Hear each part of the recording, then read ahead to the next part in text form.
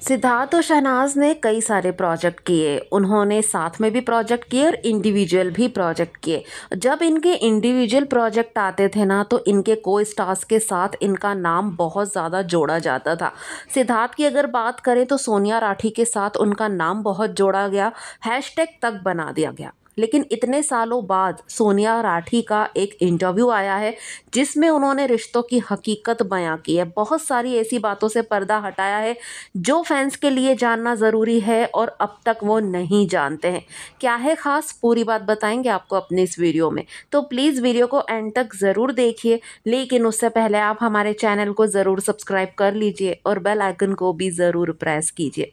वैसे तो इंडस्ट्री में ये आम बात होती है कि को स्टार्स का नाम आपस में जोड़ा ही जाता है, इससे कोई इतना सीरियसली लेता भी नहीं है। फिर प्रोजेक्ट बदलते हैं, को स्टार्स बदलते हैं, तो वो नाम भी अक्सर बदल दिए जाते हैं। लेकिन सिद्धार्थ और शहनाज के मामले में तो ऐसा नहीं है ना। फैंस दिल पे ले लेते हैं और ऑडियंस भी बस इन दोनों को ही साथ में देखना चाह रही थी।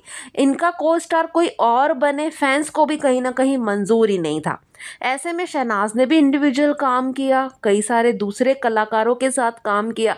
वहीं सिद्धार्थ ने भी काम किया एक वेब सीरीज में जिसका नाम था ब्रोकन बट ब्यूटीफुल सीजन 3, जो कि सबसे बड़ी हिट वेब सीरीज रही। उनकी को स्टार थी सोनिया राठी। तो सोनिया राठी और उनका नाम किस कदर जोड़ा गया ये तो आप सभी जानते हैं ना। और यहाँ पर मैं एक बात और भी आपको नोटिस कराना चाहूँगी कि सिद्धार्थ ने इस वेब सीरीज़ में काम किया और सोनिया राठी के साथ काम किया, तो सोनिया राठी उनकी लास्ट को स्टार बनी गाइस, क्योंकि उसके बाद सिद्धार्थ ने कभी किसी के साथ काम ही नहीं किया ना। शायद ऊपर वाले को यही मंजूर था।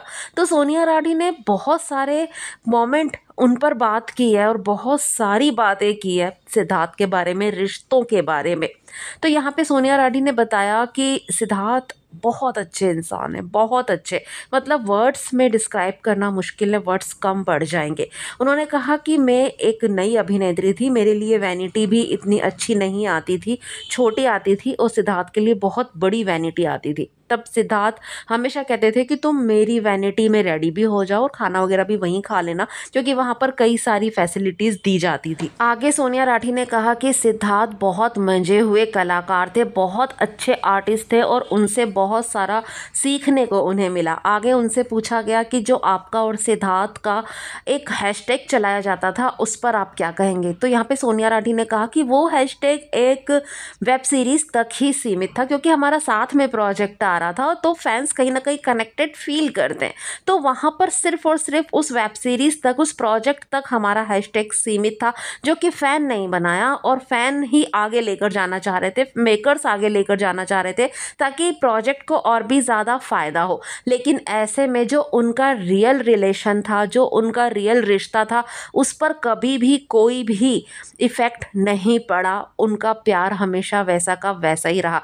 जी हाँ गाइज, ये कहना है सोनिया राठी का। तो सोनिया और सिद्धार्थ का हैशटैग उस समय बहुत ज़्यादा चलाया जाता था, फैंस के बीच में बहुत जद्दोजहद, बहुत लड़ाइयाँ होती थी उस हैशटैग को लेकर।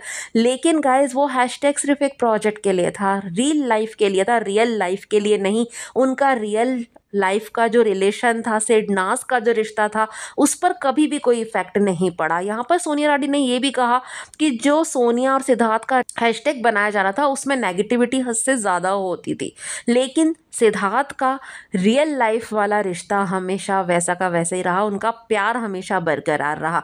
तो यहाँ पर बातों बातों में कहीं ना कहीं उन्होंने सिद्धार्थ और शहनाज के प्यार पर भी बात की है, क्योंकि जब सिद्धार्थ की बात होगी तो शहनाज की बात तो होगी, और जब शहनाज की बातें होती हैं तो सिद्धार्थ की बात ना हो, सिडनास की बात ना हो, ऐसा कैसे हो सकता है। तो रियल प्यार और रील प्यार में क्या फ़र्क है, उन रिश्तों में क्या फ़र्क है, यहाँ पर ये सोनिया राठी ने बताया है।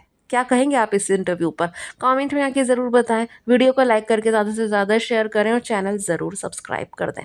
Thanks for watching guys.